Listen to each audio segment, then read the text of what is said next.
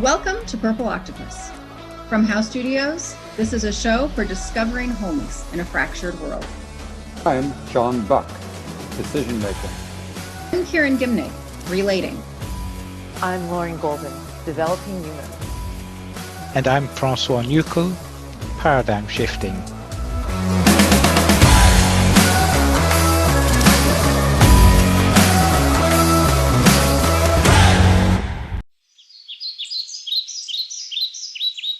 I'm François Knuchel.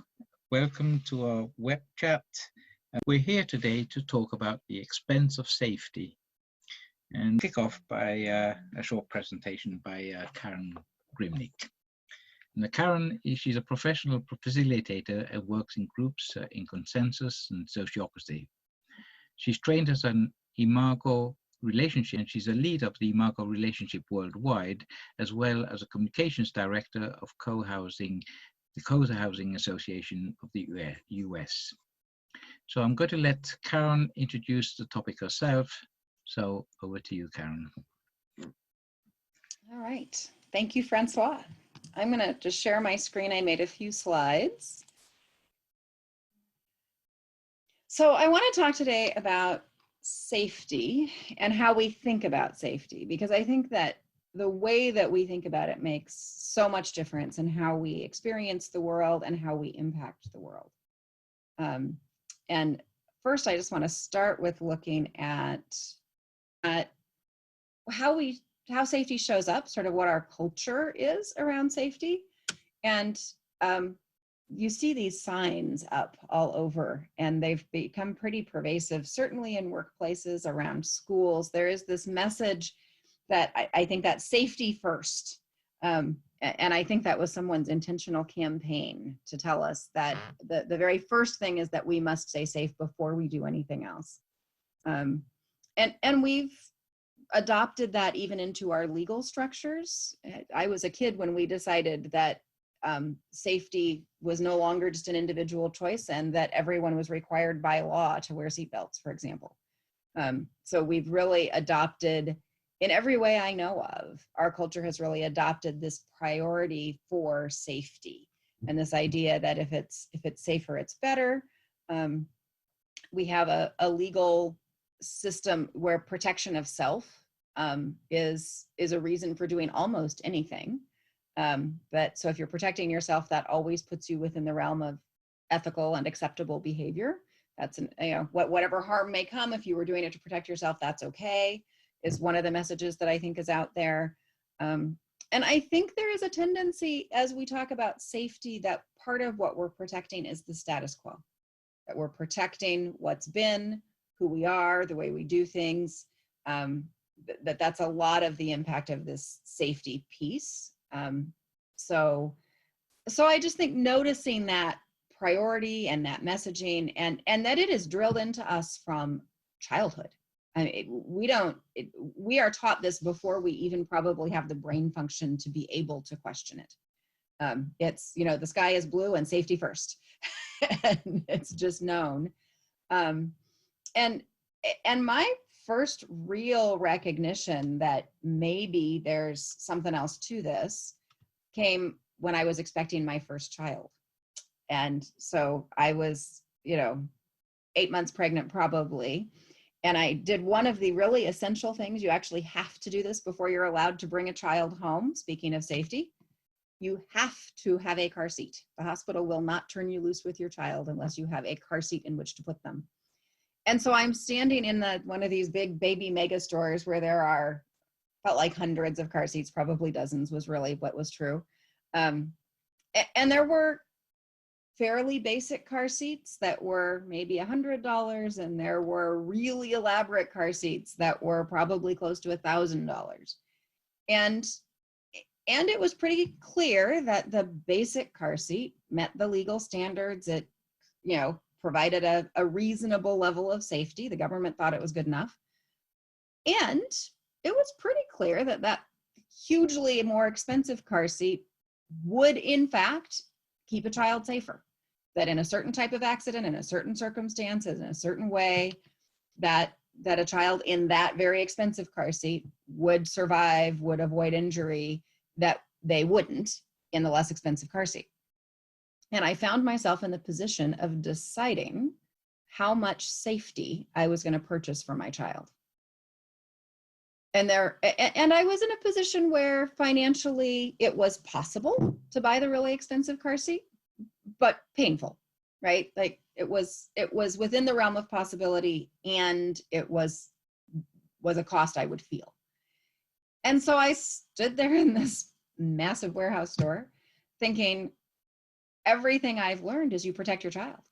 Everything I've learned is, as a parent, your job is to protect that child, to create safety for your child, to be in that, that has to be the primary. So how could I possibly be considering buying a less safe car seat than I might?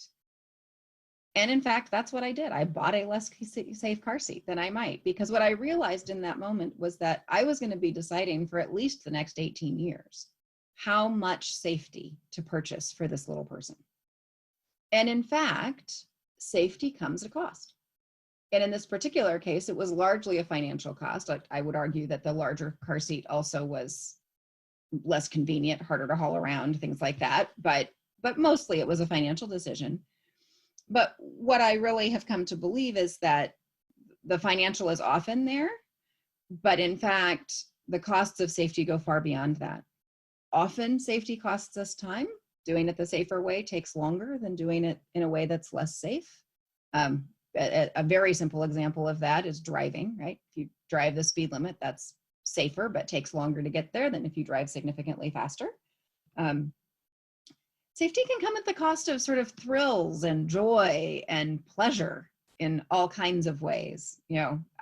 People who go bungee jumping would argue that opting not to would cost them some excitement and some pleasure, I think.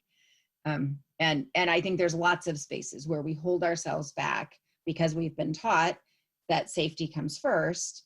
And what are the experiences we don't have when we do that? And I think safety comes at the cost of creativity. I think when we stay within safety and explore less, there are just things we don't discover. And the last piece I want to mention is I think safety often comes at the cost of relationships. And I'm going to talk more about that shortly. But I think there are very real costs to safety that we mostly don't notice because it's just so ingrained in us to prioritize safety in all kinds of ways. So the opposite of safety is vulnerability. Vulnerability is the capacity to be injured, the possibility. And real vulnerability means that it's not just that theoretically you might get hurt, but that actually there's a real chance of it. And I'm going to say there's a real enough chance of it that I can say at least some of the time when I'm vulnerable, I am going to get hurt. That's what vulnerability means. And I look to the work of Brené Brown, who looks at this as explicitly as anyone, and also life work and the Imago relationships work, and anyone who works in the land of relationships, I think comes to the conclusion fairly quickly that vulnerability is a really precious, rich space. So I'm going to claim that vulnerability is the space of creativity. It's the space of innovation. It's the space where growth happens. We very rarely get better at anything without taking some risks. And so, we say take risks, but then that be safe. And we don't notice, I think, the inherent contradiction in that. So really, I'm drawing our attention to that. And then the other piece is that this connection piece. And this is where I think Brené Brown pointed to it really, really clearly, that the thing that attracts one human being to another, maybe more powerfully than anything else, is in fact vulnerability. If we are willing to open ourselves up, if we are willing to be seen for who we really are, which of course brings with it the possibility of rejection, that's the space where connection actually happens. And that when we protect ourselves, when we don't let ourselves be seen, when we hold back our shameful secrets, when we hide away in some way, or when we get defensive and shut somebody else down because we feel hurt, all these sort of behaviors that are about self-protection have a tendency to break connection. And we don't tend to say that, right? So we get very sort of justified or righteous or comfortable with the idea that, oh yeah, this other person doesn't like it, but I'm doing it to keep myself safe, so I'm right. And and the irony there, of course, is that we desperately need connection and growth and innovation and creativity. And so if we keep ourselves safe from vulnerability, we also lose the creativity, innovation, growth, and connection, which isn't really safety in the end anyway. So there's that sort of ironic piece. And we find that in children, that if we probably all know someone whose parent, says, oh, don't do that, you might get hurt. Don't do that, don't do that, don't do that. And then that child doesn't fully live their life because they've been pulled back from so many things. And so I think we can see the tensions in it, and I'm really just drawing us to consciousness about it. Where are we losing? What are we losing when we get into safety, and what do we have to gain if we take risks? And it really is awareness. So really, I'm not in any way suggesting that safety is a bad thing. We've got plenty of studies to tell us that psychological safety is an essential element of strong teamwork, for example. We know that when we're in relationships, there has to be a certain amount of safety, or we aren't willing to be vulnerable. And I think that's sort of the point, is that the value of safety is that it creates space for vulnerability. So again, that push and pull. And that it's very much for me about noticing.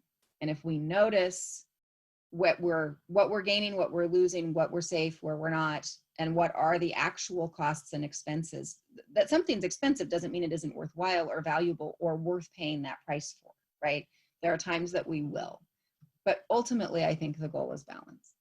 We need to be safe enough to function, safe enough to show up, and vulnerable enough to grow and connect. And so that's really my premise today, is that we want to be conscious of the stories we're telling ourselves around safety, conscious of whether they're serving us well, and leaning into vulnerability when we can. I think particularly with an awareness that culturally we tend to lean too heavily into safety. And so for most of us, the stretch is to lean into that vulnerable space. And so I encourage us to do that. And that is what I have.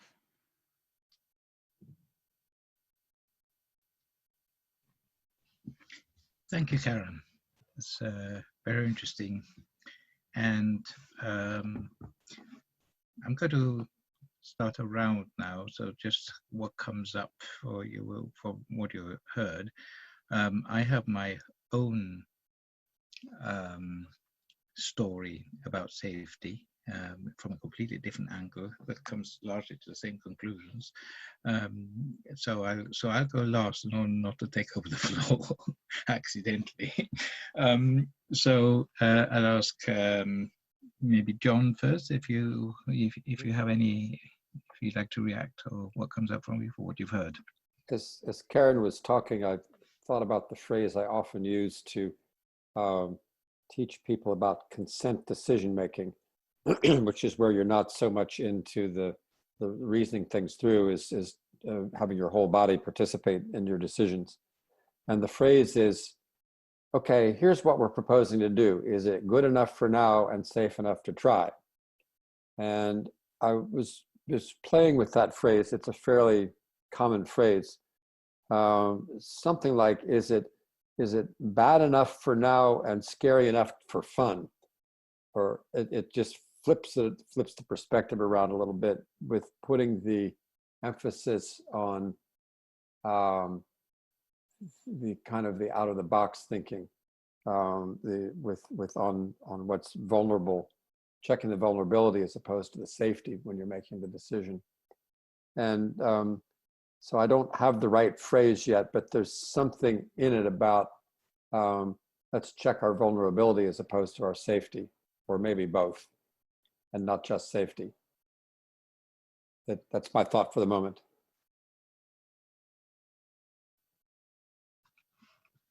Thank you. Lorraine? Karen, I'm very much celebrating you sharing this with us, because it feels like such an important thing to be aware of and holding in our awareness. And I have a lot of personal growth around safety that like I definitely grew up and have raised my kids with safety first. And so John, the thing that you ended with, I would riff off of, but just like to me, polarities came up in my mind, like the both end and holding the both ends. And I just feel like I personally have looked to safety to the exclusion of the vulnerability, and to hold the tension between these two seeming opposites and play for the upsides of each. And I just would re-emphasize that last thing that you said, but safe enough to function and vulnerable enough to grow and connect, like just gorgeous.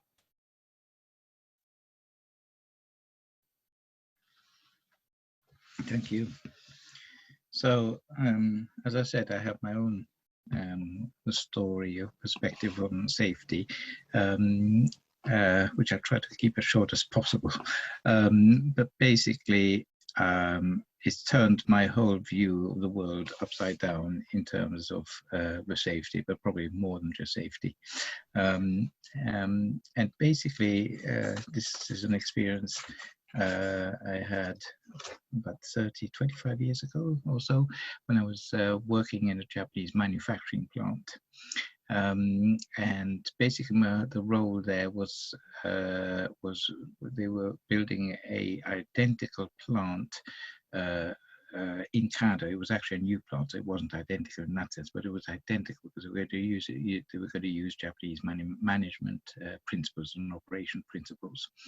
And so I was involved in the training that was involved in training all the local Canadian operators, and initially the managers and the supervisors to in the Japanese way of doing things. And some of these were new, and some of these were well-bred. So GM executives and so on, at least they did on the management side. And one of those guys was a safety manager. And he had a background in safety management and safety in the plant, obviously. And so we're talking here about industrial safety. And they were in Japan for 4 weeks to learn everything they could from direct experience. And so they were working together, but they had parts of their training where they did individually, depending on what they were specializing in. And so the safety guy, and I'm just using the safety guy. The safety guy, on the very first day, he almost had a heart attack because he went into the plant, and from what he could see, the plant was totally unsafe, was a danger, and was everything that was wrong about safety. So if you had something in the safety rules, it didn't exist there. Everything he saw broke all the conventions of what he had learned about safety. And so he immediately went into a sort of resistance mode, and where he resisted. He suddenly didn't want to learn all this stuff because he knew it was all wrong. He was doing it all wrong. And so in order to prove it, he started looking into statistics. In terms of accidents, things that were actually going wrong. And by the end of the week, he was converted. And the reason he was converted is because the actual safety record in the plant there, in this dangerous plant there, was almost zero, was almost non-existent compared to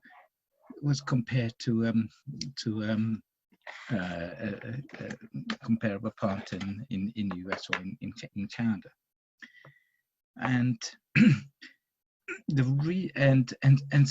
so it blew his mind. He said, this is not possible. So of course he then went into investigate, well, what are they doing? And of course that was part of the training. I mean, if he focused on the training, you would have got that right from the beginning. But anyway, he had to go through this learning process. And because fundamentally, and what the conclusion, I come to the conclusion that he himself came to at the end, was what they do there is they spend time every day focusing on what they call hazard sensitivity training. And it's just an activity, maybe 5 minutes here and throughout the day, a couple of times, where they get together as a group and they just consider all the hazards that exist. And it's constantly, and then that's just one part. There are all kinds of other things, which a lot of people in the West joke about, you know, when they do these gestures, when they're crossing different plants, they do all kinds of gestures, which are just sort of reminder, check that you're not doing this, that you're not a forklift is not running into you or anything like that. But the key thing is they put the onus on each individual to become aware of all the dangers around them, and then to live their lives aware of all the dangers and be constantly alert. And what he said, what we do in the West is we legislate safety. We foolproof. We treat people as idiots. Everybody's an idiot. Therefore, we have to create barriers here, barriers there, everywhere, and all kinds of legislation to make the workplace safe. So we're basically treating people as idiots, and therefore creating all these barriers. Now, these barriers is what I heard a lot in what Karen was saying. It's a kind of you imprison yourself in all these barriers to stop in order to create safety. But that imprisonment has all this the downside that it destroys or it impacts on creativity, on all the things that Karen mentioned. So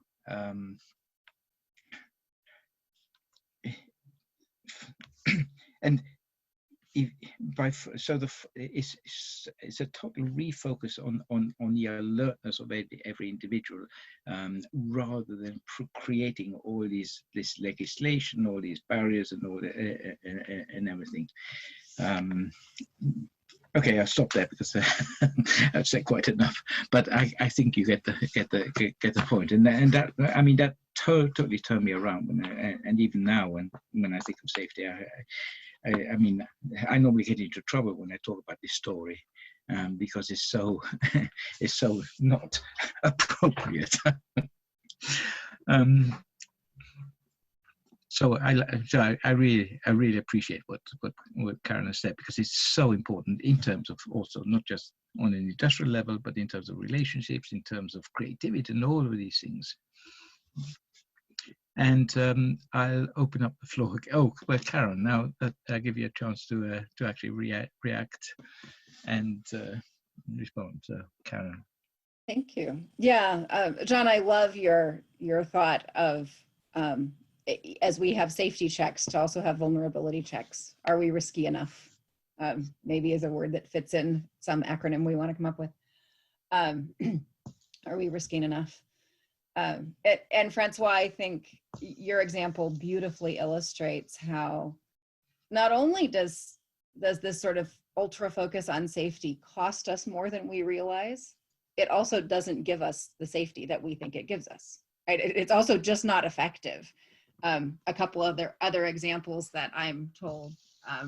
One is that there's been a lot of work in the US recently around making playgrounds safer. So they make the slides shorter and the swing sets shorter and the various things. And it does appear that the number of accidents or the number of injuries has reduced somewhat, but the severity of those injuries has dramatically increased. So we've protected children from broken arms, but given them traumatic brain injuries in place of. And it's because children know that safety isn't the only primary thing. They go exploring, they go looking for those risky, vulnerable, push themselves kinds of spaces. And so if there isn't a big high slide or a swing that you can go really high on, they'll climb to a part of the playground equipment that no designer ever intended them to be on in the first place, because they're gonna find that thrill. And so you see that. Another example is that in street design, there's been a trend to make streets wider so that you have less to run into, and you have more space, and that should make things safer. What they have found is that it doesn't make streets actually safer, what it results in is drivers attending less. And so with less attentive drivers, they're actually more likely to run into that child who runs into the street or whatever. And so in fact, if you want to make streets safer, you make them exactly the way we used to, the way, Francois, you'd be used to. The British streets don't have space to make them wider, so they tend to be narrower. And British drivers are more attentive, I would imagine. Because you have to be paying attention to navigate those tighter spaces and being attentive exactly as in the factory. It is the attention and the focus and the presence of mind that creates safety far more than anything external that anybody can do. So yeah, so I'm just leaning in and loving the convergence. I think there's so much value in all of this, and I'll leave it there. Okay, so we have a few more minutes, so I'll do another round just so we got a chance to react to what we've heard. I'll leave it open-ended. So, John, did you want to add anything to what you've heard? You're muted. You're muted. I was analyzing what Karen was saying in terms of Maslow's hierarchy of needs and Hertzberg's satisfiers and dissatisfiers, different ways of looking at needs and safety and not safety. In Maslow, there's 5 levels, and it starts out with psychological needs, like you'd have to have water and air in order to breathe and be alive. And safety needs are next. But then you have needs like psychological needs and self-fulfillment needs that come after that. And so if you're emphasizing safety and not emphasizing self-actualization, you're probably going to end up with less satisfied people, kind of like those children who are very safe on the playground, and that's not what they want.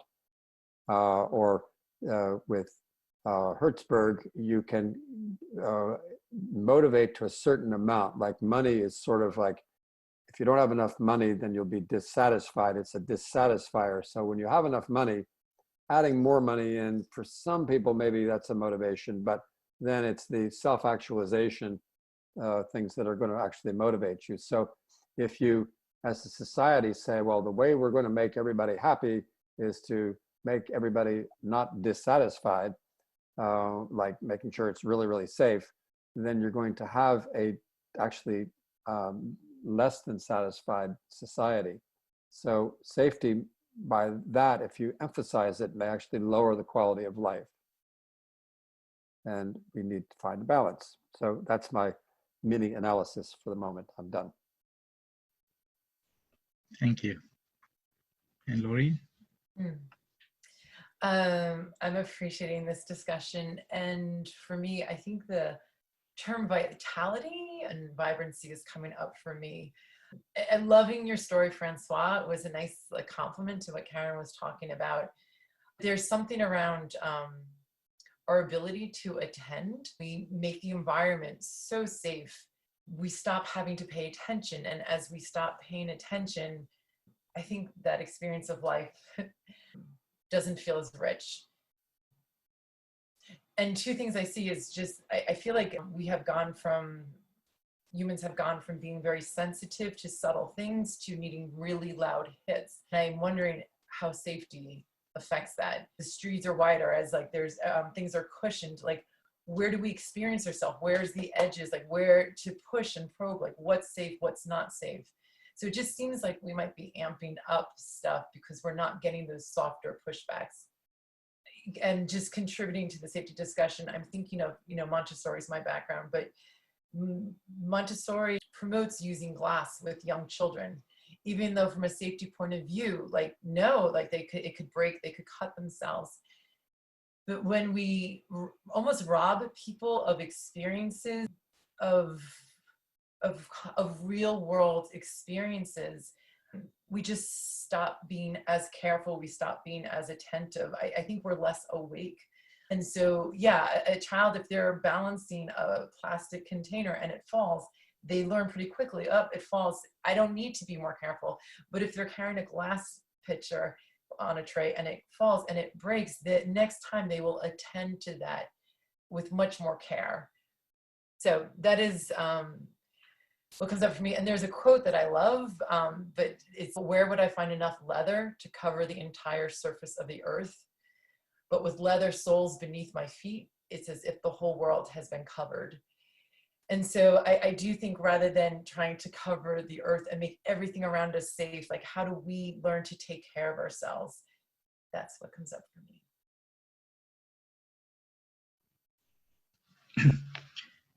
Okay, thank you.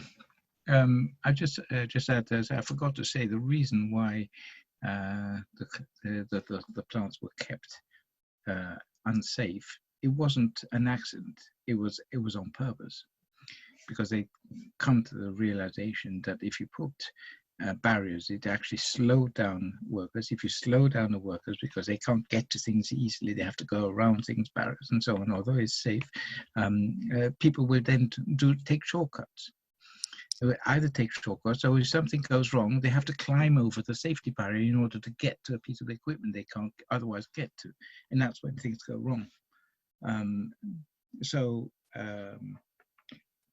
And it was all done under the auspice of zero accidents. Like, people know about zero defect, but zero accident is and the results were amazing. So yeah, and it's a refocusing on the individual rather than focusing on regulations or on rules and so on. And it's a shift in awareness. And Karen, and anything you would like to add at the end? And then I'll do a very quick round of a checkout round, because we were coming to the end of our time. Karen, anything you? I'm just appreciating all of the additional perspectives. Thank you. Okay, so we'll do a very. So we've come to the end of our time. So we'll do a very quick checkout, where you just have the chance to, in a few words, anything that comes up for you.